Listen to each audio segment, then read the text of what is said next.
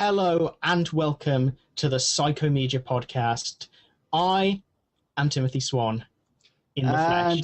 And my name is Eddard Stark, Lord of Winterfell, Warden of the North and Hand of the King. And together we're going to discuss the funny side of psychology. Hi guys! It's our faces! Whoa! We have costumes and props and everything and a sword. Yeah, what props have I brought? I'm being stared at by a number of weeping angels. Also, I have a brain cell. Let's hope it's not integral to the pile of things above me. Ugh. Yes. It's Ramachandra the brain cell. Oh, it's a tiny brain cell, yeah. I have brought tiny Lego Thor to support us in this momentous occasion, adding a second sense to Psychomedia. Yeah, just be glad that we're not going to ever add any of the other senses. I suppose, I don't know, in a live show, do you get, like, is smell strong enough to get that at a live show? I guess you could do like a scratch and sniff internet thing.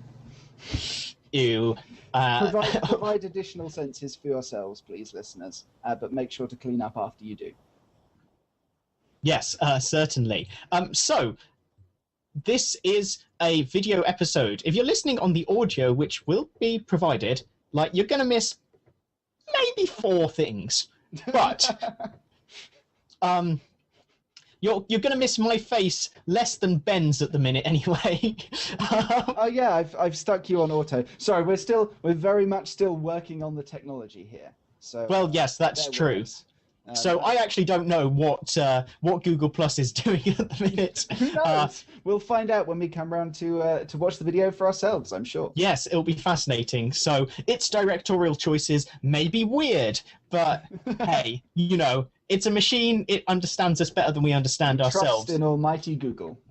Yes, well, the internet, after all, it does provide us with many things. One of those things is feedback. Ben, do you have any feedback? You get to see the look on my face when I say stuff that is as stupid as that. I do have feedback. And okay, we're going to try amazing technology point 1 here for a moment. Hopefully you are now seeing the feedback with your own eyes. This is from Charles on the WordPress. He says, "Hello Tim and hello Christina's boyfriend." Well done, Charles. She was very pleased to hear that. She literally punched the air and shouted, "Yes!" If she was so happy about it, why isn't she here? Right. Easy, Tiger. She's very busy, as we'll come to later. Charles talks about vascular access ports and the fact that his first thought was the Harkonnen heart plugs from the David Lynch version of Dune, to which he I have that on my hard disk and I haven't watched it yet, but I really want to because Carl McLaughlin, I mean, come on. He also goes on to talk about the possibility of counteracting implicit stereotypes and suggests that we look at the research of Kerry Kawakami, gives us a link, pointing out that demonstrates the superiority of Canadian social psychologists over other kinds of social psychologists. Debatable. Note that in the second of the papers he is with a Van Camp, which sounds remarkably Dutch to me. Yes, because people can't have names, especially in the New World, Ben. And he talks about research on like a cognitive version of counter conditioning, associating, so kind of like reversing the IIT, training participants to associate positive words with outgroup members, and the fact that basically it just didn't work. Thank you for that. That's kind of interesting but depressing. He also talks about another paper looking about training participants in attributional biases and giving them practice at choosing situational attributions over individual attributions. And, you know, that one might have worked a little bit better, so that's cool. He also, the most important thing about this, as you would have seen when I showed it to you, is that it does have a references section. And I think basically Psychomedia has now achieved all the things that it's ever set out to do, given that we now have comments on our posts with references section. So thank you very much, Charles, for that. Awesome feedback and very interesting. And we may return to those studies at some point in the future because they did look pretty cool. I'm sure we have done that at least once based on comment sections. I don't know. So yeah, I have some feedback from Sam. Actually, we've had a lot of feedback. Thank you, everyone. It's kind of the joy of doing this fortnightly is that you get this pile of feedback too much to deal with, whether it is from the tiniest, from Mindy, I'm amused, 2-word feedback. Like, if you can give us better 2-word feedback. Thanks, Mindy. I'm glad to hear that you're amused. I mean, maybe like acronym feedback, you know, LMFAO and etc. You know, one of them is training to be a professional tennis player. Really? Of the band. Well, he's going out with Victoria Azarenka, and apparently the direction they're moving in is he wants to be a pro tennis player rather than she wants to be in a weird descendant of Motown pop act, beloved of Bashir al-Assad. Right. Sam says, I was wondering if Star Trek Into Darkness was as sexist as I experienced it being. Kirk clearly is a sexist character. I don't know if he is in... Oh, wait, no, he is in the first one. But I thought he matured and grew up and then didn't by the second one because all of that character development disappeared. But that in itself does not make the work sexist. I was having an interesting discussion about this on Twitter, actually. Is How I Met Your Mother sexist or anti-sexist? The answer may surprise you. Follow Tim on Twitter to find out more. Follow Tim and Amanda on Twitter to find out more. So most of or all of female characters seem weak or vulnerable, but they could be just weak and vulnerable characters who happen to be women. Yeah, it's like, but if all of the women always are, I think is the clue. Also, it's about that underwear scene. That's literally like the key thing. And Damon Lindelof and J.J. Abrams have apologized. The difference is Damon Lindelof realized that something was wrong and changed it in his life, whereas J.J. Abrams just said, I know, I'll fight sexism with Benedict Cumberbatch in the shower. It's like, no, and also no. You didn't really like any of that, did you? I quite liked Benedict Cumberbatch in the shower. That's not actually true, but I didn't like Alice Eve in her underwear either. So I read a very good, but sort of breathlessly excited interview with Benedict Cumberbatch by Caitlin Moran. I guess the Times supplement or You'd whatever. You'd imagine the Times. Yeah, and it was a really cool interview. It was like at his house with his parents, who were both like sex icon actors back in the day, and just this adorable old couple. Well, his dad is Timothy Carlton, I think. Yes. It's also both of his middle names. I quite like that idea, that your middle name should just be your dad's name. It's a dangerous precedent, though. You know, Timothy Paul Swan Swan. Doesn't really work for more than 1 or 2 generations. You know. So, yeah. You know, Into Darkness, I feel maybe less good about it now, especially having seen, you know, Man of Steel, which is hyped and stuff. But, yeah, thinking of things. No, thinking of things that happened in time and space. Thinking of big things that hopefully won't turn out to be disappointments. So, this fortnight, apparently you've done very little, Ben. So I was going to say that feedback would probably have worked its way much more neatly into my media of the week. But I can do my, we must rigidly stick to the format. Structure. Which we have already failed because we didn't tell people what the subject was this week. Did you get it? Yeah, so the subject, incidentally, this week is facial expressions, which was suggested. Actually, no, segue. I can drag this one back to a semblance of structure. So this week's topic is facial expressions, which was suggested by Christina when I told her that we were going to do the 75th episode visually. And that we were trying to come up with a topic that would work well visually, and she suggested facial expressions, and it turned out to be a really good topic, a really good idea. So thanks to Christina, that is our topic this week, and also thanks to Christina, what I did this fortnight was be alone lots. Which sounds worse than it is. Poor Ben, forever alone. Forever alone. It's here somewhere. There we go. Forever alone. So for this week, the thing that I did this week, Christina was off in America. I'm just going to leave this up the whole time. Yeah. doing stuff, family stuff, and I wasn't along too, so I was stuck at home and basically rendered functionally useless. It's Yeah, that's amazing the basic. extent to which you get used to, living with someone, and then just like slipping back into old habits of just staying up stupidly late and being highly unpredictable. Oh yeah, you used to be like really unhealthy with your sleep hygiene at university. I think That's what it's called. I'm not sure I like the term sleep hygiene, but Yeah, but that is what it's called. That's the technical term. I appreciate that my argument is not strengthened by the troll face in front of me. Anyway, yeah. So that was that, and then the last couple of days she's been away again, back up in Manchester doing data collection. She's now back, which is very exciting. Collecting Wigan tigers. Yes, Wigan tiger would be the official animal of the Psychomedia podcast if it didn't already have like 7. Official menagerie. Yeah. Of the good thing I pronounced that one right.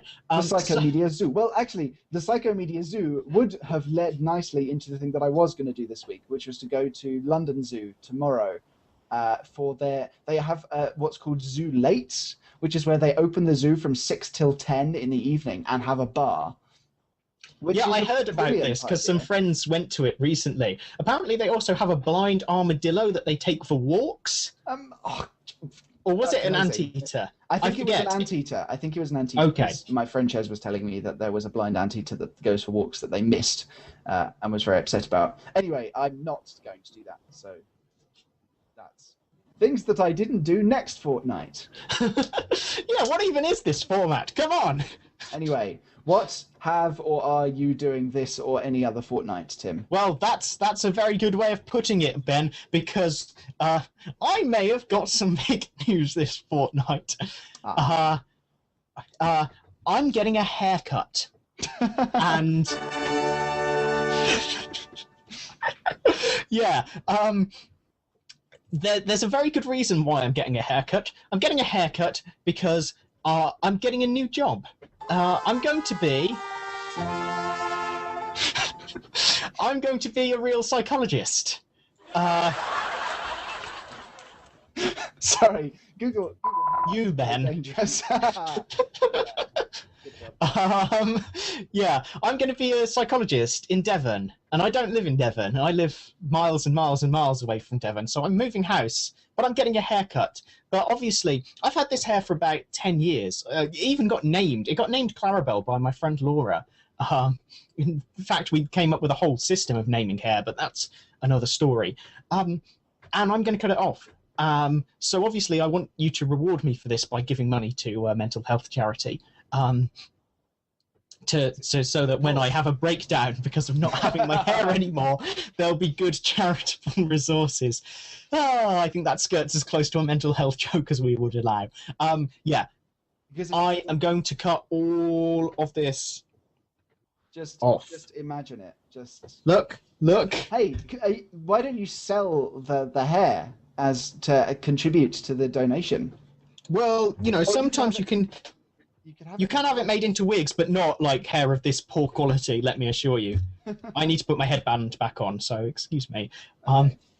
Yeah, you should totally all go and donate to Tim. It's a good cause. Because otherwise I will go completely mad or something. At least I will get really annoyed with my face.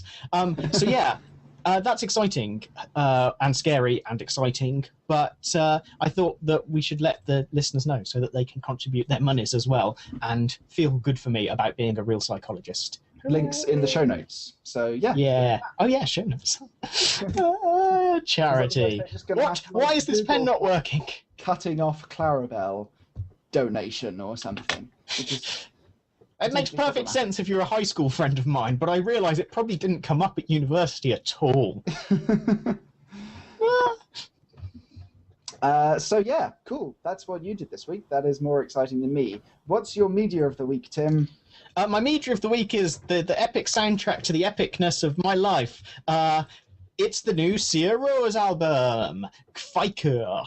And the great thing about Kfeikur is that it's a good album. Hooray! Yay! After the rubbish boringness that is or was Valtari, Sia Rose bring it back with their best album since Tak it's full of epicness and awesomeness and cool tunes and everything you expect from a Zero's good album, and everyone should listen to it. Even if they're not normally into it, they should learn that this is the accessible route into post-rock for the rest of their lives. It's a the single is and lengthy corridor to get sucked down. Yeah, for sure. So, yes, I don't have much more to say about it apart from all the songs are good, and Is Jackie and Brennerstein, and I can't pronounce any of the others, are especially good. And yeah, it has a scary wolf on the picture on the front. But I'm in. But yeah, if you haven't tried Zero's and you want music that makes you feel kind of happy and uplifted and sort of transcendental, without being too inaccessible, then you should definitely try it, Psycho, because it is a great introduction. And if you're bored of hearing Hoppy Poller all the time on TV shows, as it was about 5 years ago, there's more to them than just that one particular song. Cool album title too. Yeah, I don't know what it means. Normally I look up all the translations, but I'm afraid I do not know what Psycho means. But what's your media of the week, Ben, while I look up the meaning of Psycho? Well, in the tradition of things of the week / fortnight that aren't actually of the fortnight, tonight I am going to see Joss Whedon's Much Ado About Nothing, which I'm very excited about. Thrilling. It does look very good. Empire did a really good podcast this week where they had Alexis Denisov and Amy Acker on for like 20 minutes beforehand, and then they had Joss on for about half an hour talking about all sorts of things. And it was a really good interview with all of them, and a good podcast. They talked about some interesting things, and all of the guests felt kind of like they wanted to be there and they were excited to talk about stuff. I listened to the Kermode and Mayo podcast where they also had Joss on. Yeah. And I like Kermode and Mayo, but they aren't the best interviewers. I don't think that's unreasonable to say. And no, I think that's fair enough. It's about the show and the personality. Sure. Sometimes they have good chemistry with the guests, sometimes they don't. And Joss was fine, but it wasn't so much of an awesome interview. Because, of course, he came to the Union in Oxford this week. He did, and some people I know have now high-fived Joss Whedon and Alexis Denisov, and that fills me with burning rage. Is it to do with the transitive property of Alexis Denisov's wife? Are you going to plead the fifth on that one? I don't know what you're talking about. Do you not know what I'm talking about, or do you not know what I... Stupid camera framing, I was going up here. Yeah, do you not know what I'm talking about? The camera is very close to your face. But then I'm sorry, I've pushed everything back. You've seen my bedroom, right, Ben? You know how small my bedroom is. You know how a confined space it is, which has, I was going to say it has its advantages, but it really doesn't. You know what's great about this new visual medium that we're doing is, previously, when you said something like, "You've seen my bedroom, Ben," I would have had to have scrabbled for the soundboard to play the sexy music, but now I can just go, have I? Great. Well, your face is doing the work that previously Ron Jeremy did.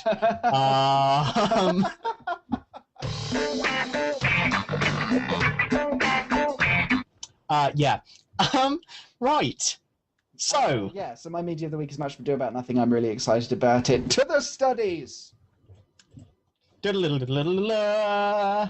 Go. So, once upon a time, I wanted to sound impressive in my university interview. If I'd known that all that I needed was this distinctive haircut, I'd not have bothered reading about microexpressions, but I did. And so when we decided to do facial expressions for this particular episode, I decided to go back to them. I think I've always been fascinated by the idea of secret knowledge, the idea that certain people could sense emotions better than others, and with training improve their ability to know what other people were thinking. I'm that guy. I'm the guy who got into psychology in order to become a psychic, and I apologize for that. But still, I've grown up since then and learned that it's way too much effort. Fortunately, Shen et al. 2012 have done the work that I didn't. So one of the big debates in emotion is about whether facial expressions truly reflect emotional states consistently, and the answer is sometimes. Obviously, we do smile when we're happy, because sometimes that's because we do it spontaneously, sometimes it's because we're doing it to communicate happiness. And sometimes we do it because we can see our face reflected in the webcam and we play up to that. I think just say, it's one of the key parts of the emotional the dual screen setup here is making this somewhat difficult because your face is over here and the webcam is up here and then my notes are down here. And it's like, who do I look at to accurately convey that I'm engaging with them? So at the moment, I'm just staring blankly into the dark void that is my webcam and trying to imagine I often do that. That as your face, which is actually not that hard. Are you accusing me of being a Cylon? What I should do is I should put a little cardboard cutout of your face above the webcam. You need an actual focus puller for your webcam film show. A little tennis ball on a stick to bob around. Yeah. After all, clearly looking at faces in webcams is a weird part of emotional expression that has not been thoroughly studied. Anyway, those are on the side of the debate that facial expressions are innate and universal and consistent. Obviously, they don't really like the whole it can be done to communicate things side. It makes them do this face. That's more of a kissy face than an angry face. It's kind of an angry kissy face. I can't really do faces or voices. There you go. We have the perfect tool. And of course, if they make their face go grrr, that means their face is posed to communicate to you that they don't like that, which obviously they don't like. The solution to this is microexpressions. Yes, facial expressions might be suppressed or faked, but there'll be a quick, real one first. So we can't go much further into this topic without mentioning Lie to Me, the detective show on Fox. Microexpressions are part of the contemporary work of Paul Ekman, who is the king of facial expression. Even if you completely disagree with his theories, he has made himself the king of that field. Possibly by charging extremely large amounts of money to train people in face recognition, possibly. Yeah, and partly by having a Fox show with a character based literally on him, played by Master Professor Timmy S. Roth, not me, the real one. And so it's weird, because on the one hand, he's clearly a massive egoist, and on the other hand, I am too, and anyone played by Timmy Roth, I have to support that. So yeah, microexpressions are closely related to lying, since they reveal true emotions. And they're part of what Lightman, the Ekman character in Lie to Me, uses to spot criminals, and apparently Ekman has done this in real life. So, how does Ekman, who I'm currently picturing as Timmy S. Roth, but not the Tim Roth who plays Cal Lightman in Lie to Me, but the Timmy S. Roth who plays the weird fallen angel in Skellig, define microexpressions? Well, they are about 1/25th to 1/5 of a second long, which means you could fit a whole melodrama into a vine. That's a full 150 different emotions in the 6-second period. Is that the definition of a melodrama? Lots of emotions. 150 emotions or greater. It makes it sound like the Tesco self-service checkout. That's this. At the point at which mental health services get absorbed into Tesco, you've got the therapy aisle and it's like 150 emotions or less. So yeah, they express one of the 6 universal emotions. The 6 universal emotions being disgust, anger, fear, sadness, happiness, and surprise. Sorry, Sneezy and Dopey and Doc, and I get the feeling that Ekman wasn't really involved in that so project. I could pose them for you. Jeez. Disgust. Anger. Fear. What are you going to do for surprise? I think you've confused fear and surprise, just like the participants of this study will. And the Spanish sadness. I shouldn't laugh at your sad face, but it's so funny. Happiness. Okay, did your face break? Looked like your face break. So they occur in high-stakes situations, either metaphorically or literally, and they reflect real intent, often hostile. Now, Ekman didn't, in fact, discover microexpressions, but he quickly made them a close area of study after Haggard and Isaacs did. And I do wonder what Haggard's face looks like, because it's either going to be really ironic or really suitable. So, the authors very neutrally point out that there's a lot more people using microexpressions practically than there are studies about them. And I guess this can happen a lot with cool science, the breakthrough new stuff, or pseudoscience, one of the two. So this leads to some issues, one of which, perhaps not the most important, being uncertainty about the timing of microexpressions. And Shen et al. Basically reckon that a good way to test this is to look at the accuracy of recognition. As soon as it reaches a plateau, it's got to stop being a microexpression and start being a regular expression. Maybe I shouldn't use that phrase. I think that's something else. We'll call them macroexpressions, which, depending on your point of view, is where you set up your face to do something automatically because you can't be bothered to do it all the time, or a cash and carry where you can buy 40 kilograms of smiles for quite cheap. So, again. Yeah, exactly. How do you test recognition of microexpressions? Well, the original test that Ekman came up with was called BART, because his co-author was Matt Gruening. However, this test apparently can have afterimages that cause bias. At this point, I was going to shine a bright light into the camera, but damaging the vision of our viewers is probably not a great strategy for vodcasting or vlogging or ving or whatever you call this. Anyway, Ekman thought this criticism was worth addressing and created a version called MET, which placed the microexpression between two neutral expressions. Now, I want to try doing this live, which definitely didn't work in our test, but why should we let that stop us? It's going to continue to not work. Exactly. Hooray! As you might expect, one of the major problems with trying to stream a test that requires extremely fast responses to quickly presented stimuli is webcams which drop about 1 in every 3 frames. Hooray! Okay, so I'm just going to try it. Did you see it? Nope. Blink and you'll miss it. Oh, well, I guess we'll stop doing that now. That was just a slightly disapproving Asian woman's face. Yeah, it was. So no one's actually tested these two paradigms against each other, nor has anyone tested the validity of this one MET with the neutral expressions rather than just a blank screen. But Shen et al., they're going to do it.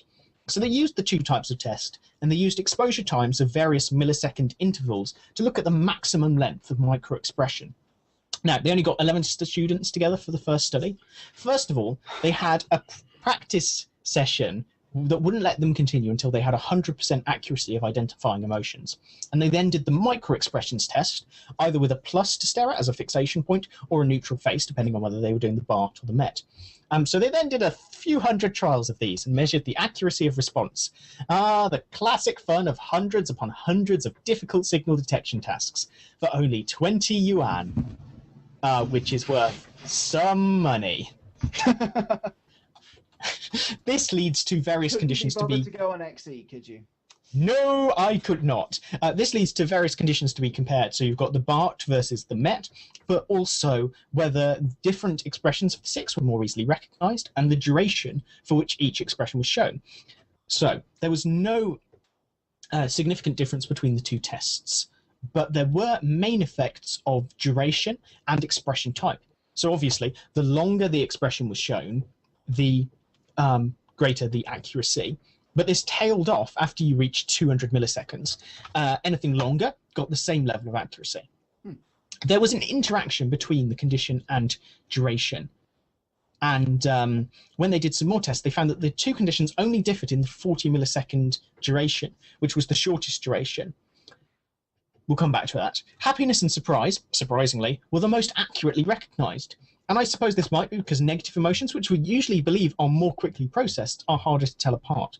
Or perhaps it's some quality of the subfactors of emotion, since surprise and fear, as we've seen from Ben's face, are so often confused. So, for the next experiment, they wanted to test Ekman's claims about microexpression recognition being trainable. For the practice, they had to reach 100% at identifying expressions of 20 milliseconds duration twice in a row, which seems like it would be really hard, and maybe it's just my lack of emotional fluency. They then tested them, and with a greater number of time intervals, to make absolutely sure that the 200 milliseconds was the hard and fast limit. So this led to a number of significant results. In fact, all the possible results were significant. Hooray! For duration, There were no significant differences after 160 milliseconds, but the interaction between duration and condition might affect this number, as the differences of duration in the BART condition was only 20 or 40 milliseconds and 240 milliseconds, whereas in the MET condition there were no differences after 120 milliseconds. So that's quite a boring and difficult way of putting it. Let me show you by covering my face with a graph. I should probably put you on the screen there. So, yeah. Okay. Look, it's my face with a graph, and you can see that the differences are more pronounced at the lower speeds for the red one, which is the MET condition. You can see that, right? You can definitely see that. Yeah, actually, it's pretty coming through pretty clearly. This is Hooray! The optimal way to present data. Henceforth, all conference presentations must be given using Google Plus Hangouts, and all your diagrams must be presented tied to your face. Hooray! So they then compared performance between experiment 1 and experiment 2, and they found higher accuracy in all durations in experiment 2, where there had been practice. So the practice, while it seemed tough, was still only for a short time. And the main conclusions of these experiments are that microexpressions can be detected at really short exposures, and detection can be improved by training. And that's good news. It means I can learn exactly what you're thinking. I did a really short 20 millisecond villain laugh there. It's just you can't detect it without training. Yeah. On top of this... Sounds like an angry dog. Yeah. On top of this, we've got a sense of where microexpressions become macroexpressions, which is somewhere around the 160 to 200 millisecond mark, which is still, of course, a very short time. So the two types of microexpression, the MET one being the more realistic one, showed some differences at short times, essentially because the neutral face that then appears in the MET masks the image of the expression, whereas in the BART condition, it's still there in your short-term memory. Nothing has kind of overwritten it. So you actually have more processing time than the 20 milliseconds. So yes, still lingering. Lingering faces, of course, the best type of faces, apart from linguini faces, which are the best type of faces. Linguistic association jokes, of course, being the best type of jokes. As for the application, as mentioned before, it's used in airport security, for example, and whilst the evidence supports the existence of microexpressions and their detection, it says nothing about the link to deception or indeed any real emotions, and fewer than 1% of microexpression detections have led to an arrest. Now, I would personally prefer for there to be more looking-based security at airports, because I think it must have been when I went to Belfast alone. That was the first time I'd been patted down, and obviously being haptophobic, hating being touched, I really seized up and got really tense, and that is an emotional cue that is not helpful in that situation. Oh, well, they didn't arrest me, and they didn't have any need to, but still. They believe the solution... Thanks for clarifying that. Yeah, I'm not in jail for terrorism offences. All the drugs. Oh, come on.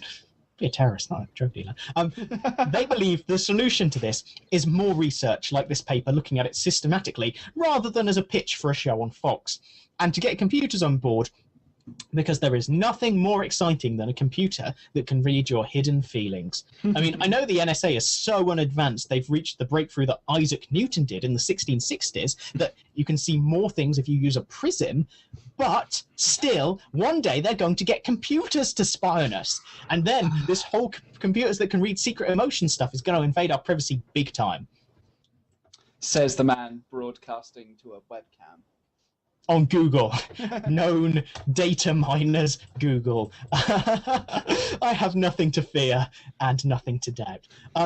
That's microexpressions. Which Facebook statuses? Oh, social security numbers. Oh. Sorry, that's my old miner voice. It reminds me of someone else, but I can't remember who. Ben, tell me something about my face. Shall I do some science?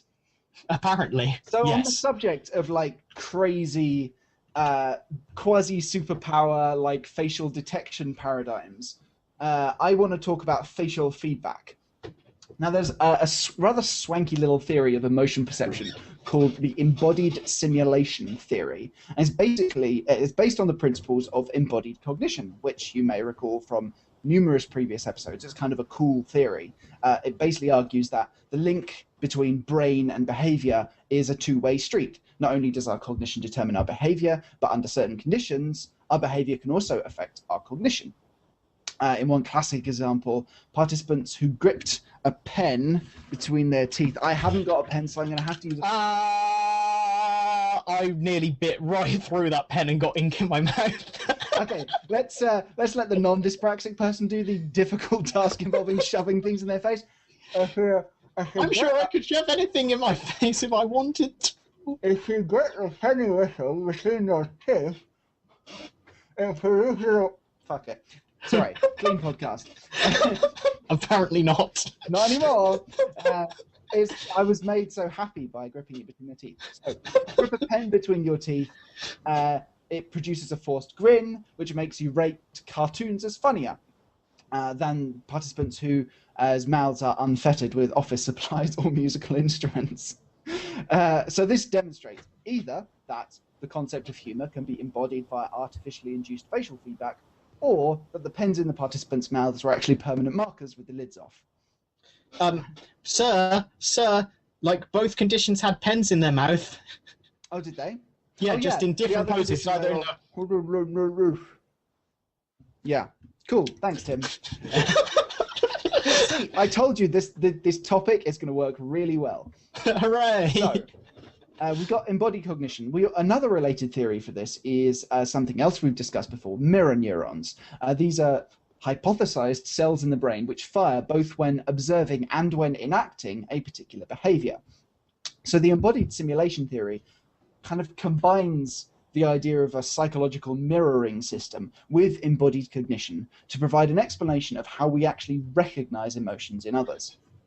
So it argues that when we observe someone displaying an emotion, we subconsciously mirror that expression, and probably using those kind of microexpressions that Tim was talking about earlier. And through physical feedback, we achieve a kind of empathic experience of their psychological state. So, for example, if I see Tim with his eyes wide open, his eyebrows raised, and mouth open and grimacing, all my own facial muscles. I can't do grimace apparently with those eyes open and. Anyway, if Tim my eyes narrow.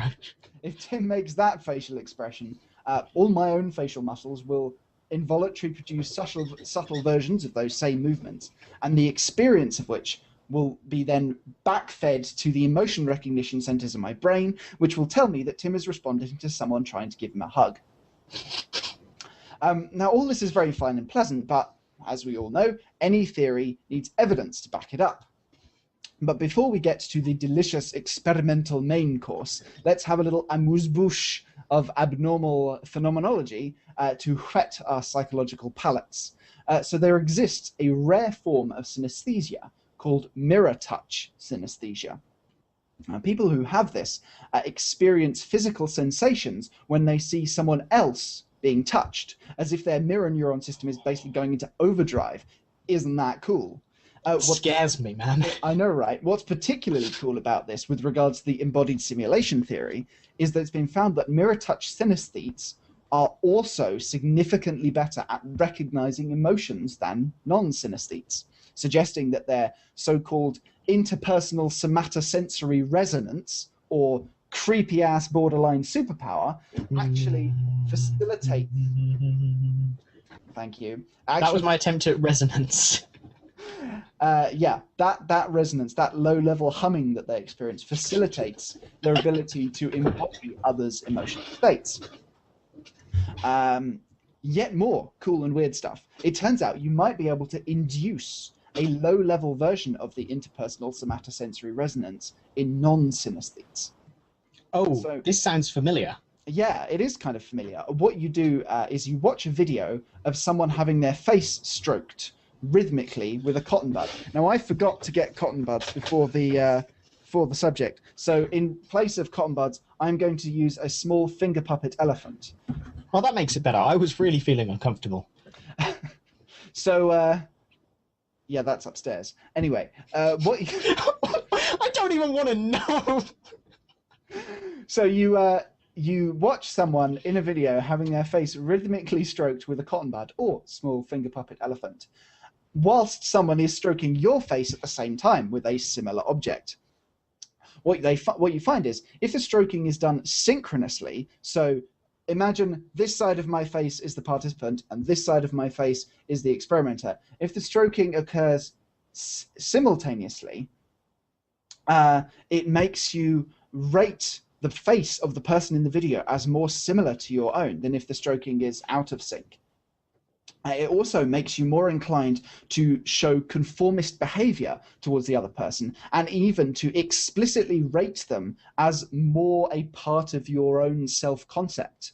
The absolute best part about this is that the effect has been brilliantly dubbed the Enfacement illusion, which is fantastic.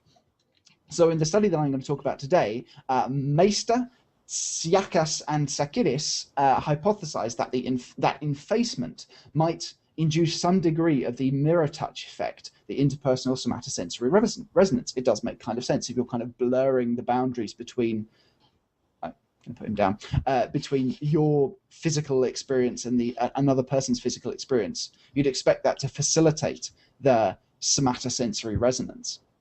Or, to put it in practical terms, having your face stroked at the same time as someone in a video might make you better able to tell what emotion they're expressing. Kind of cool. Ooh. So they did pretty much what you'd expect. They got 3 female models to pose expressions of fear. Tim, be our female model. Looks really happy. Happiness.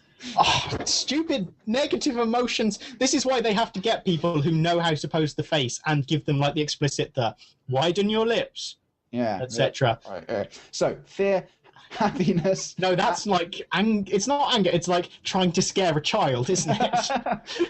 Here comes the monster. That's the 7th Ekman face is boogeyman. Not better. Yeah, that's more fear. Scandalized than scared, isn't it? Fear, happiness, and disgust. Disgust and easy one. Anyway, they did all that whilst being stroked with the cotton bud or the tiny elephant. And I would very much incidentally have liked to have seen the recruitment advert for that particular position. I'm guessing it was non-specific. Yeah. They then played these videos to participants along with a control condition where the models weren't being stroked. And then the participants received either synchronous or asynchronous stroking and were asked to identify the emotion being expressed in the video.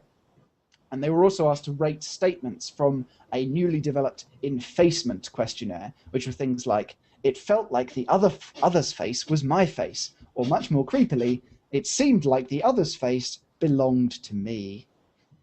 Hey, face slicing. We'll come back to face slicing later. So, to the results. The most interesting finding was a significant interaction between testing phase, condition, and emotion. That is, for fearful faces, participants in the synchronous stroking condition were significantly more accurate compared to the no stroking condition than those in the asynchronous stroking condition. So, if your face is being synchronously stroked, you are better at identifying fearful faces, fear as the emotion in fearful faces, than if you're not being stroked at all. And this difference doesn't occur if you're being asynchronously stroked. That doesn't help. Sure. Now, this effect only worked for fearful faces, and subsequent analysis found that it was being driven by an increase in hits. That is, participants being more likely to see fear when it was actually being displayed, rather than being less likely to mistakenly see fear when it wasn't being displayed. Now, this is all very interesting and cool, and maybe speaks to some aspect of how we process emotions. It does provide pretty solid evidence for the embodied simulation theory, but I do have a couple of problems with this study. Firstly, they only found significant effects in the fear condition, which is a little dodgy. They do actually address this in the discussion, and they present a fair amount of evidence suggesting that the recognition of fear in particular requires more somatosensory activity than other emotions. There's neurophysiological studies and neuroimaging and that kind of thing, which would explain their effect. So that's kind of okay. I accept that.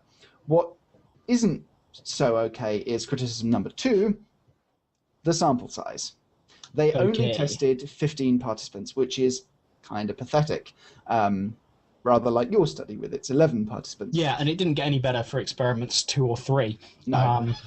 And now this is like a major problem, particularly when A, the study itself is not hugely labor intensive, And Yeah. more importantly, it's what you're not expecting the size of this infacement effect to be particularly large. You know, it's not going to be the difference between being completely unable to detect an emotion and being completely able. It's going to shift your accuracy by an incremental amount. What is the group size then? Because obviously, if it's only like 15, the group size is 7. Yeah, You know? I think they may have actually, done both conditions in both participants and like. Oh right, repeated measures. Order.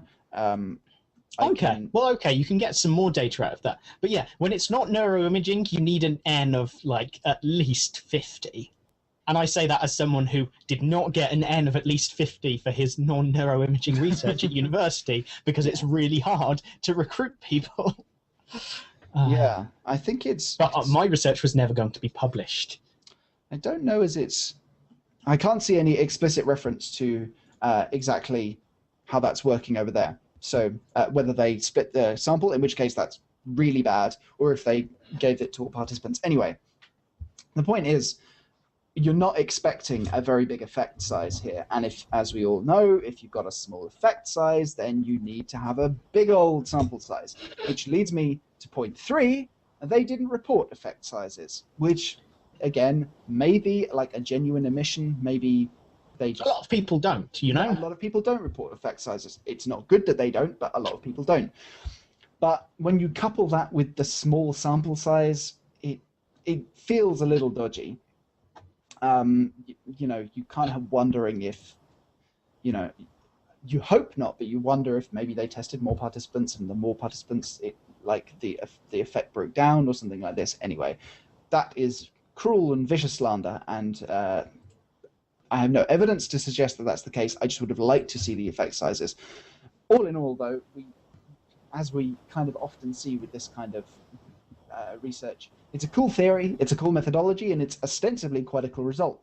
But show me it replicated over 3 samples with 100 participants, then I'll call it a cool study. There we go. Enfacement and embodied simulation. Kind of cool. I remembered that I put a button here for this particular moment. Quick. Overlay. Oh, well. So, I've got a question. The question is, why do fear and anger look the way they do? And Marsh et al. 2005 asked that question, a question that I'd honestly never considered. Obviously, I've already mentioned the controversy of whether expressions representing emotion are universal or not, and our good friend, Mormon and gay spotter Ambardi, that's Mormon spotter and gay spotter rather than did a meta-analysis telling us helpfully that it's probably both. I thought it's her name. Stop being so sexist. Her name is Natalie, and she's Natalie Gay Spotter Ambardi. Yeah. That's quite the double barrel right there. Yeah, she Triple tends to barrel, just almost. use her last name when it comes to publication for obvious reasons. Can't think why. But her passport does list her profession as homosexual hunter, which is creepy at best. Again, a reference only I find funny based on something I once said on a bus to someone. That is generally the level that we pitch the humour in this show, so Yeah. I'm used to it by now. Exactly. It's probably both. That's what Ambardi says. The core components, however, are certainly universal, especially when we take into account cross-species evidence. It doesn't specify what evidence, but I'm guessing that it involves animals smiling, which is research done via calendars and Pinterest. So, obviously, there's a sort of evolutionary idea. I'm aware of the elephant. There's a sort of evolutionary idea that anger expressions come from aggressive actions or the preparation for them. Clenching of the fists, for example, is a non-facial one. That's not a preparation for action because it's not swearing if there's an elephant on the end of your finger. I love the fact you can't block anything out using pixelation, as far as I'm aware, because we don't have an app for that yet. We'd have to put an annotation over it. But yeah, try not to use it to block anything else out due to reasons.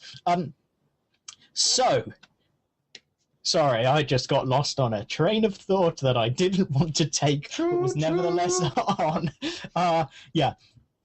So, again, non-facial cues easier to detect in anger than most other emotions. For example, what non-facial things in happiness actually prepare us for action. Action readiness is sometimes what an emotion is called. Or surprise. Like, I know in the modern day, the emotion of surprise is almost exclusively associated with parties and cake. And so in, 100,000 years' time, the emotional expression of surprise will be based on reaching for a spoon, but not in the emergent evolutionary environment. Darwin was interested in the idea, which obviously helps that side, although Marsh et al. Point out that there's no empirical evidence for it being the origin of emotional expressions. Fear, furthermore, has even less to suggest where the facial expression could have come from in terms of fearful flight behaviour. For example, scrunching up your eyes is behaviourally useful when facing an attacker, but it only appears in anger. In babies, their expression of disgust will help them prevent getting a toxic substance into their tiny, tiny tummies, but there's not many other correlates. The stomach has the second brain, or the intestines does, so I don't know what you're talking about. I wonder how developed, like, what the speed of development. Is there a point where the second brain in, like, that knot of neurons in the intestines is equal to the regular brain? It's probably fetal development. Yeah, it might never. About 5. And in most men, 35.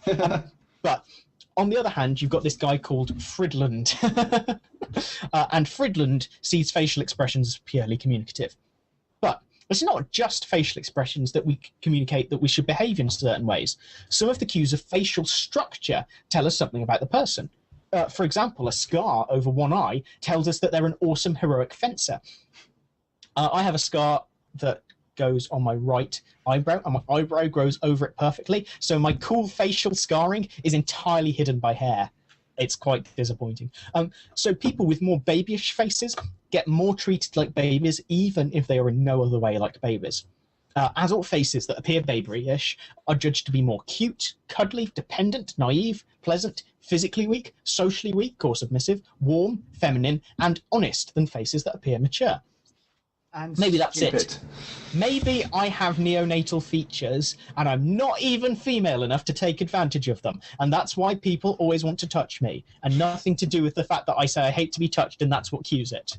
I mean, it is difficult to judge whether you have neonatal features with the massive, like, angry sheep strapped to the back of your head. Well, soon you'll find out, Ben. Soon know, yeah. And you'll see the weird craniostructural thing that I have. I'm convinced I have a weird-shaped head. Okay. I have no evidence. You're not going bald, are you?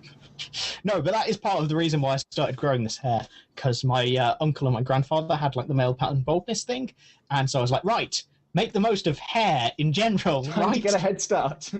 Exactly. Pun intended. So, yeah, some people look angry or fearful when supposedly in neutral pose just because of their facial structure. The static stuff and the dynamic stuff can't really be teased apart. So I can't actually decide what would be more annoying. To have a face that when it's neutral looks angry or looks happy, because people incorrectly assuming emotion is kind of annoying either way. It'd be quite useful to have a face that always looks interested, because then I wouldn't have to work so hard on this video episode in looking interested in everything Ben's saying. It's not that I'm not interested, it's just that I feel I ought to make my face look really... Maybe I should just, like, go... I'd rather you didn't. I mean, well, I would say that I'm having to do the same, but really I'm just playing with the elephant. As it were. So Marsh et al. Are actually aiming for a different point, but they have to prove that it's possible in this direction first. If you look at the coding of the facial components of fear, the one that Ekman defined as it happens, then they can make you look more babyish. Similarly, anger, that pose, in general, those features make you look more mature. Your eyes, however, apparently could go in either direction, and maybe that is how you become a swivel-eyed loon. Whereas I always thought that a loon was this guy. It has a baby on its back. It's so cool. So cool. Can we just watch that for the rest of the episode? No. So in social mammals... That's what UKIP would want you to do. In social mammals, displays of maturity or of submission reduce actual violence by either accepting defeat or forcing another animal to back down. It's a very bluff-based system with few actual battles. So far, so evolutionary waffle. Let's test some things. Evolutionary waffle. Oh, now, because the banana on your T-shirt makes me feel hungry for banana waffles. I haven't had lunch. Why do you podcast without food? What's wrong with you? I had spaghetti bolognese before doing this podcast. Well, 2 reasons. 1, I hadn't done my prep. 2, Oh, yeah. I find the vague out-of-body experience it induces conducive to humorous banter.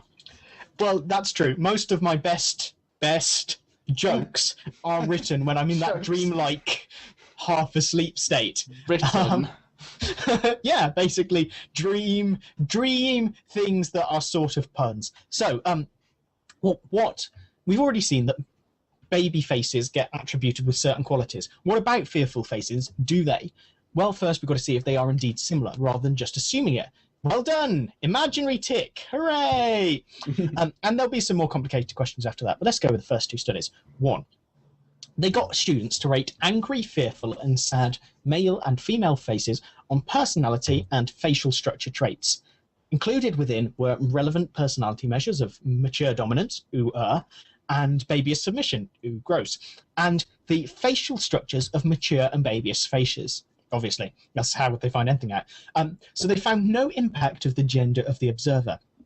And basically, a number of t-tests done showed that the angry and fearful faces differed on the axis of maturity, except for the jaw. But hey, you can't have everything. So now the scientifically minded among you might be wondering about errors due to doing a number of t-tests. If every test has a 1 in 20 chance of just randomly coming up with a positive, then there's bound to be false positives. Well, what you can do is you can raise the bar. So all those statistics that were fluking their way over the high jump are suddenly plunging right under it. And The they did button that. for the correction. Exactly. But with the Olympic metaphor.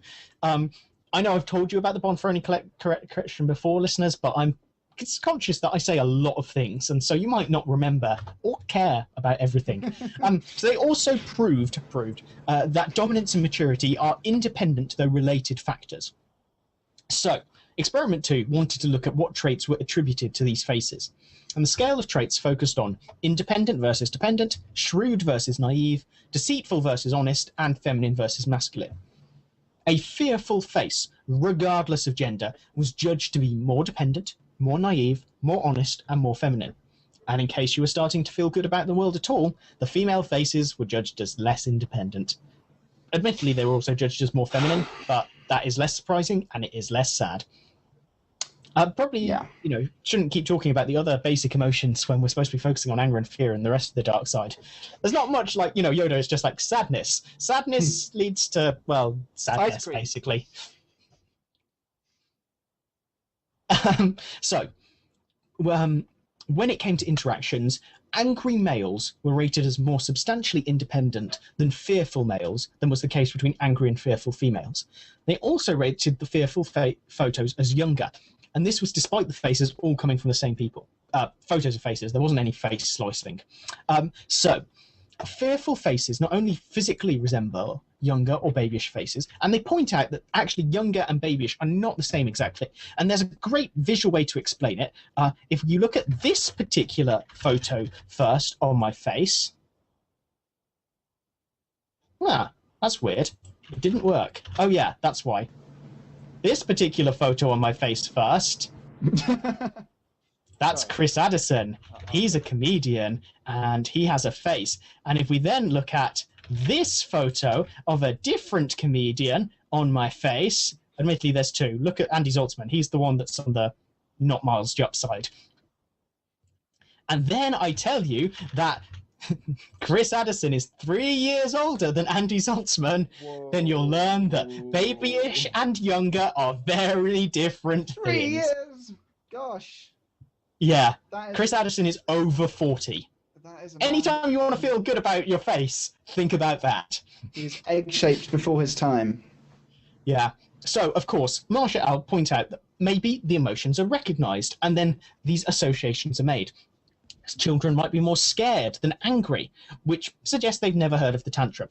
Well, in fact, they have heard of the tantrum, and they've set up a straw man to be knocked down by the simultaneous emergence of fear and anger in infants, as well as anger being the most common emotion in some studies of children. Not literally. There is no real straw man, and there's no angry toddler tearing it to pieces, but you can kind of picture it that way because it's a good metaphor for the way they've set up this argument. The most common positive emotion in children is, of course, glee. Similarly, adults don't tend to be more angry. They actually tend to be more emotionally unexpressive, which is, again, kind of sad. So they needed to do a third experiment to back this up, to show that faces that had the key components of emotional expression without being recognized as such still got this same reaction, and also whether it worked with Asian faces. It had already been shown in the past that babyish versus mature Asian faces lead to the same attributions, but would this be the case for angry versus fearful Asian faces? And to create hidden anger, which of course would be visible in microexpressions if it wasn't done in Photoshop, they use Photoshop. They put angry eyes or scared eyes onto happy faces. Not artificial at all. It's literally a Mr. Potato Head bit from Toy Story 2. I put your angry eyes in, just in case. Also, I'd like to point out that this study was done on paper, not on a computer, but on paper in ring binders. I have never heard of face research being done on paper, ever. Least of all in 2005. Yeah. I'm guessing that what happened was these guys had to go at E prime and then just spent 6 months crying. Because to be fair, that's pretty much what I did. Understandable. So they would rate the expressive face after seeing the neutral face on dependent versus independent, masculine versus feminine, shrewd versus naive, honest versus deceitful, and youthful versus mature. There were significant main effects of sex and emotion. The fearful composites were rated as more dependent, honest, feminine, youthful, and naive than the angry. And males were rated as more independent, masculine, and shrewd, but there were no interactions with emotion. So they then saw what would happen if they accounted for the maturity ratings. Because if they're right about their theory, the other effects should disappear, proving that they're powered by maturity. And only shrewdness remains significant after doing this. So maturity powered masculinity, independence, and honesty. And this maturity was not itself powered by masculinity, which is true in terms of facial appearance and life in general, if we're honest about our gender. So they compared Asian and Caucasian faces. What continent is the Caucasus on again? On the basis of pure rather than photoshopped emotions. And there was no significant effect of race, only the usual effects of sex and emotion. So we aren't just showing this effect for the in-group of associating particular traits with anger and fear, which is interesting because I believe you often find differences with other race emotions, and maybe black faces would have a different outcome. It's just a guess. So, if you compare the effect sizes, the emotion on the face has as much impact on masculinity ratings as the sex. So, boom, gender norms. You ever feel that you want to be more masculine? Just look angry. Anyway, they conclude that the most likely hypothesis is that fear and anger have adapted their expressions to resemble submissive youth and dominant maturity, respectively. It's not the emotions themselves are related to those ages in the first place, and as for gender stereotypes, maturity was far more important than masculinity. And so they believe that given that babyish submission leads to care behaviors, etc., it's a good way to calm someone down who's otherwise threatening. I mean, I'm not saying you should try it on a mugger yourself, especially as going as far as baby talk, but, you know, chances are you're going to be going for the fetal position as it is. Obviously, they point out... No phone. Oh, baby, what you want to do? Technically, that is how parents speak to babies. It's more the kind of goo-goo, mama kind of thing. So yeah, they point out one cannot carbon date facial expressions or unearth them from layers of sentiment. And that this can never conclusively be proven, but they've done a good job of ruling out the alternative explanations. Of course, that would be quite weird in, you know, Adventure of Indiana Jones. Just smiles. Why did it have to be smiles? And they also note that they've looked at the most clear and antagonistic emotional expressions. Fear and surprise are very similar looking, for example, and why should surprise look that way? But these types of adaptations are apparently called exaptations, where you take a system that already functions and you add something to it. So in this case, the looking after baby faces system, which can be enhanced by being able to make your face deliberately babyish. Cunning proto-humans. Right, I'm gonna press the musical button that says it's the end of the study.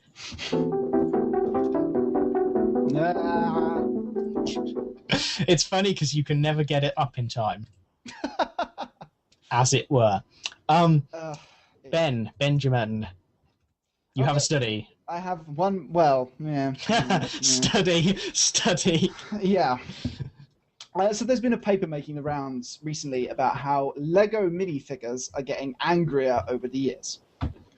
Sounds like pretty primo grade Psychomedia material, don't you think?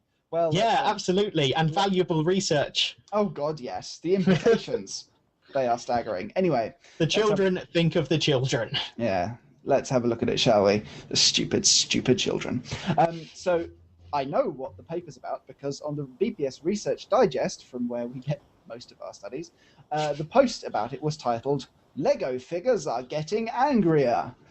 Now, I don't know about you, but when I read something that says Lego figures are getting angrier, I expect, not unreasonably, for the subsequent article to include evidence for the fact that Lego figures are getting angrier. I would assume that it had something to do with their facial expressions changing over time, but I would be equally happy if it turned out that the figures themselves had gained sentience back in the late 80s and since then been getting increasingly annoyed at constantly having their heads and legs pulled off by sticky children. Yeah, I was going to say, that's asking for trouble. You know how many like Lego bricks there are in the world and stuff? Lego is like... apparently 75 bricks per person in the world on average. Yeah, so if the minifigs could harness that, we'd be in trouble. Right here in front of me, I have a collection of small Lego Vikings, so I would be in trouble. They're pretty freaked out that Thor's among them, right? Yeah, tiny Lego Thor is Thorsome. He sits on my desk and calms me down when I read studies like this. So, I was reading I saw this BPS Research Digest post. I thought, brilliant, perfect for Psychomedia episode on facial expressions. However, after the debacle a few weeks ago on the study of blue light and attention, I decided to just check the paper before beginning my prep. As they say, fool me once, shame on you. Fool me 6 or 7 times, but ignore it. Shame on me. And anger to Tim. So I started reading the paper, and pretty quickly a number of alarm bells started going off. Firstly, the author appears to have struggled somewhat with basic English grammar, and in general the whole thing reads about kind of roughly on par with a hastily written undergraduate essay, which is not a great start. Doesn't exactly instill one with confidence. Secondly, the statistical technique that they use to assess the emotions of the Lego figures. K-values. Cluster analysis. Correct, Tim. Technically, cluster analysis isn't K-values. Cluster analysis is slightly more valid than K-values. This was, in fact, K-cluster analysis. What does that even mean? It means that it involves K-values. Yeah, now, or that they don't know what they're talking about. Could be either way. Now, I'm pleased to say that I only dimly recall the specifics of cluster analysis from my undergraduate statistics lectures, which suggests to me that my powers of trauma suppression have been working in overdrive for the past few years. We did not like cluster analysis. I don't know what you're talking about. I thought it was great. It was useless for science, but it was certainly fun. So basically, what cluster analysis lets you do is it lets you group objects, things together in clusters based on how they've been rated or scores that they have on various things. And yet isn't factor analysis, and that's the bit I can't remember how you even work out.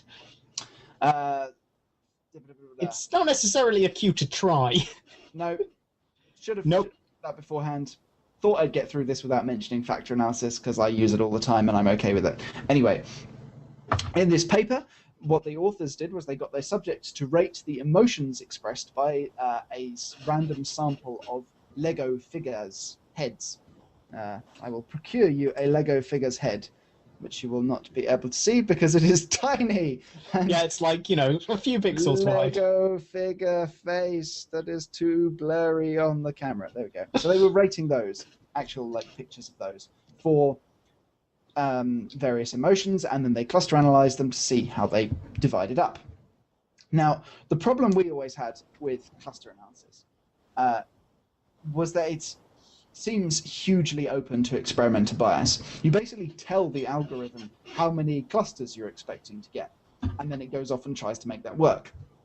And in this case, the researchers asked participants to rate the Lego heads on the 6 standard Ekman expressions, fear, anger, sadness, happiness, disgust, surprise. We mentioned them earlier. Is there a lot of disgust in Lego? Well, who knows? Well, they do, presumably.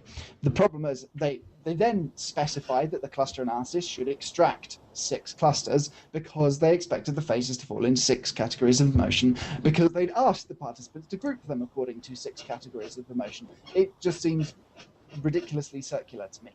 Yeah, but, okay, in their defense, if they were comparing 2 time periods, you get all of the one from 1970, and then you get all of the ones from the year 2000, and you look at the respective sizes of the anger clusters, you could even compare them with statistics. Yeah, and in fact, they later do, and we'll come on to that later. Okay, fine. Don't worry, Looks like I'm on their wavelength. Doesn't help their case.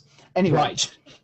So there is probably a defense, and I don't know very much about cluster analysis. I'm not going to rail on it too much. Maybe it's fine. Maybe we're being grossly unfair to something we've made little or no effort to understand. That certainly sounds like something we would do. Is that not the show motto? Basically. Putting these... What is it? The funny side of psychology. Also slander. I can't remember whether it counts as libel because we've recorded it.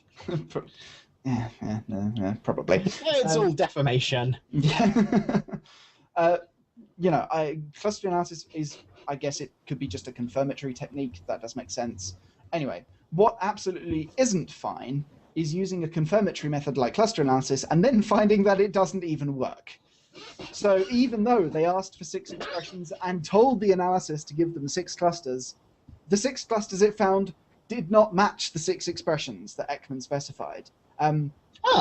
So I find that in this case, it helps to picture the researchers as the Wicked Queen from Snow White and the cluster analysis as the magic mirror. Now, you have 2 options here. You can either have this Wicked Queen, or if I can get rid of that one, you can have the Pretty as a Princess version, which I actually prefer. Maybe the crown. So, I thought you were going to go for the one from the TV show Once Upon a Time, and then I'd feel really weird about, Anyway. Yeah. So if you picture the researchers as the Wicked Queen from Snow White and the cluster analysis as the magic mirror, you get the Queen going, "Mirror, mirror on the wall." Actually, mistress, I'm not a mirror. I'm a statistics program. Oh, fine. SPSS on the wall. And while we're on the subject, I'm not on the wall. I'm actually on this laptop here. Oh, very well. SPSS on my MacBook Pro. How many expressions do Lego figures show? Just to be clear, you want me to say 6, right? Why, mirror? SPSS. Why, SPSS? I want you to answer me truthfully. Would you dare lie to your queen? Right. It's just that last time I answered you truthfully, you threatened to uninstall me and go back to using Excel. Well, at least Excel doesn't give me this much back chat. At least not since I had that blasted paperclip melted down for scrap. Okay.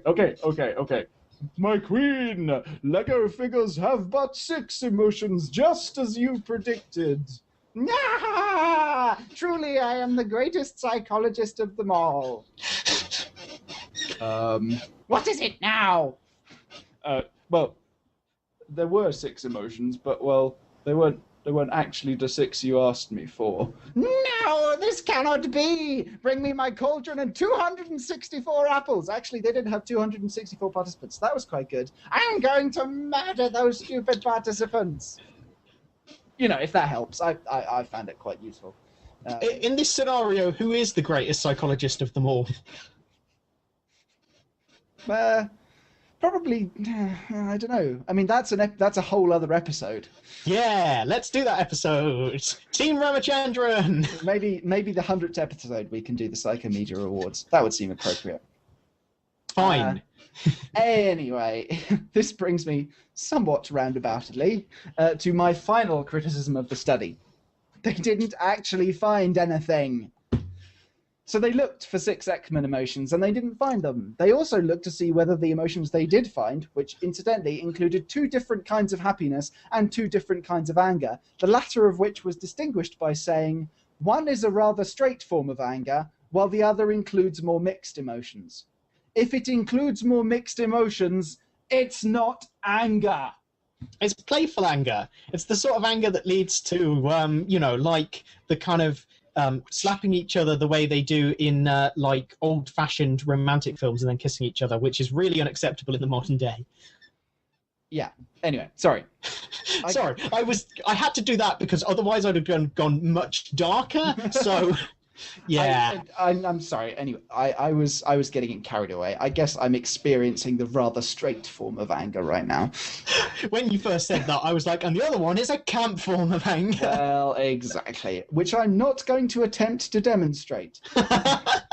So, they looked to see whether any of the emotions they found changed significantly over time. And what did they find? Remember the Research Digest post title, Lego figures are getting angrier. Yep, turns out this is what we call in the business a trend, or a lie. Not a single one of the emotions that they found showed a statistically significant change over time. Anger wasn't even the closest to significance. It was the least significant. The smallest effect. The factor of time accounted for 0.1% of the variance in anger. Happiness, sadness, disgust, fear, they all showed more extreme changes over time. And as I said, none of them were even close to significance. Which is the only one which you could even vaguely report as a trend was happiness, with a p-value of 0.069. So if anything, and that was a positive relationship, incidentally, so if anything, Lego figures are getting happier over time, according to that particular analysis. Anyway. You know what's terrible? Journalism. Yeah. Anyway, they also tested whether the Lego heads' emotions were perceived differently depending on whether they were attached to a body or not, and found nothing. They tested whether the presence of the body made emotions more distinguishable, but it didn't. They tested whether the figures with more naturalistic skin colours, as opposed to the traditional Simpsons-esque yellow, had any effect on emotion perception, and it didn't. Brilliant. I'm so glad this highly impactful paper is receiving the attention it deserves on the Today Show, The Guardian, The Huffington Post, The Daily Mail. Actually, really, once you get right down to it, I'm not really annoyed about the paper itself. They didn't actually make any false claims in the paper. They report all their statistics up front. They don't make any attempt to obfuscate their non-significant results. What does make me angry as a Lego figure at literally any point in history is the way that the study has been completely misrepresented, as you say, by journalism. Not particularly even by the mass media, because who is even surprised by that happening? Breaking news, Daily Mail misrepresents results of scientific study for sensationalist headline. Also, on page 2, man takes precautions around dog and completely avoids being bitten. On page 4, Agriculture Minister reports pigs remain earthbound. And on page 6, bear to receive antisocial behaviour order in arboreal defecation scandal. It's par for the course. I prefer your version of the Daily Mail. I quite like Agriculture Minister reports pigs remain earthbound. That could happen. Yeah, except that our Agriculture Minister is so... or is that the Environment Minister? Whichever one is killing badgers. So he probably is reporting, pigs do fly, and badger colds prevent bovine TB, except all evidence. Yes, well, I was depressed already, and now I'm more so. It's all pretty depressing part of the course. What I was disappointed with is the BPS Research Digest post, which not only included the aforementioned misleading title, but also reports several things which are, as far as I can tell, completely false. They say, faces on Lego minifigures are becoming increasingly angry and less happy. They are not. They are becoming, the trend line for both happiness and anger is on the increase, and neither of them are significant. And that they also say the trend is for an increasing proportion of angry faces, with a concomitant reduction in happy faces. I can find nothing in this paper to support either of these statements. Ikke godt, BPS, ikke godt til alle, which is Danish for not good at all. Okay, good. But bad. Right. Yeah, sad. Conclusify. Let's conclusify. Faces. They're pretty cool. They've got emotions on them. Humans have changed over thousands of years to get certain ways to elicit certain behaviors, whereas Lego figures haven't. And the secrets of people's faces can be shown on microexpressions, probably, but it may be not actually helpful in life. But you might start imitating them and then feeling that way, especially if they're rhythmic. And being stroked with a tiny, tiny elephant.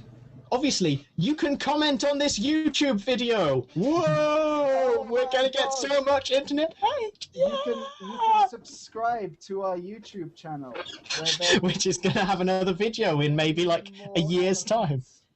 I don't know. I think we might do this from now on. It's kind of fun. No. I don't like my face. We're not doing this from now on. It's going to be a rare treat. Who knows? We'll find out. We'll see how it goes. That's the only thing we can do. In the meantime, you can feedback in usual ways. Hey, look! You can... oh my god! You can do the Twitter, @Team Psychomedia. You can do the Facebook, Psychomedia. Can't spell Psychomedia. You can email us at psychomediapodcast@gmail.com. Lord of Winterfell, Warden of the North, Hand of the King, Misplaced Trust, a speciality. Yes. You can find the Google Plus community. Not going to type that in. You can do the Tumblr tag. You could do most important all psychomedia.wordpress.com. Yeah, we should have a jingle for that. Yeah, let's do that when we have time to think about things and Tim isn't going to a concert. So until next time, we wave goodbye to you. Isn't that cool? Yeah. Bye. Maybe you'll see us. Maybe you'll hear us. Who knows? You'll find out, I guess. And now we're going to do an outro that if you're listening to this in the audio version, sorry.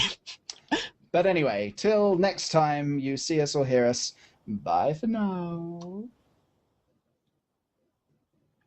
Okay.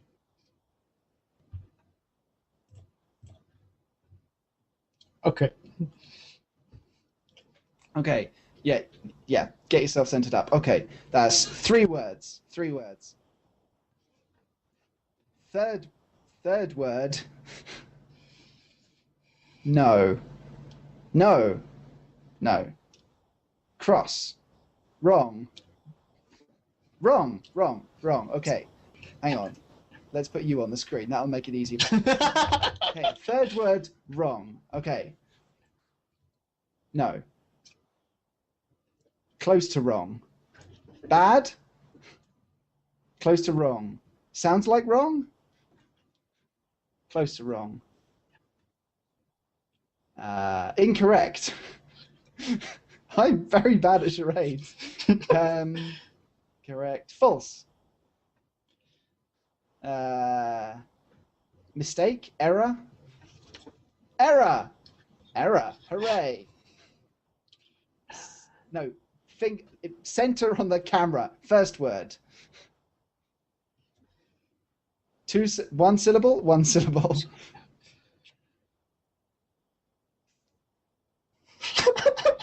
What the bejesus? 4 syllables.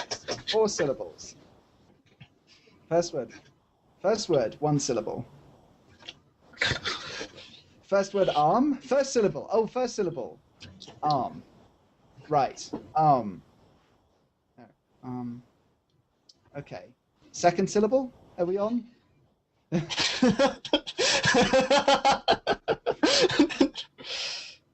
First syllable. Happy. Glad. Smile. Joy. Ebullience. Euphoria. Pleasure. Happy. Pleased. No.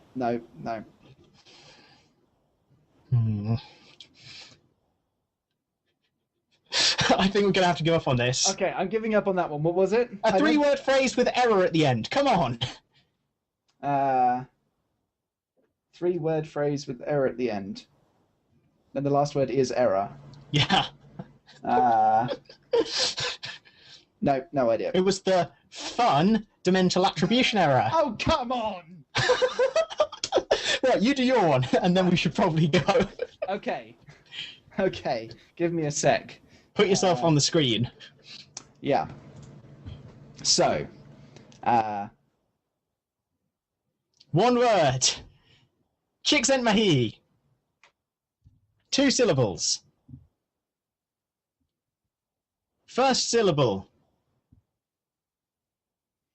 How?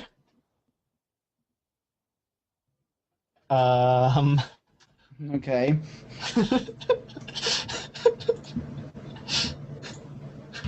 I sense cheating.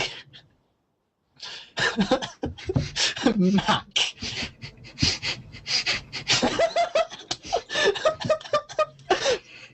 Two. Maguire. Second syllable. That is. You filthy cheater.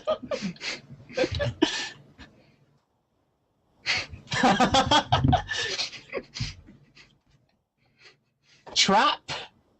Akbar. Admiral. Macaque. Macaque! Oh, yes! There we go! I win! Only by cheating. And also me choosing a really stupid one that I had no idea how I was going to do. Did you at least plan it out? No! I planned my other one out. And again, I only planned out 1 syllable of it. Do you want to do your other one? Well, since we're here. Okay. 1 word.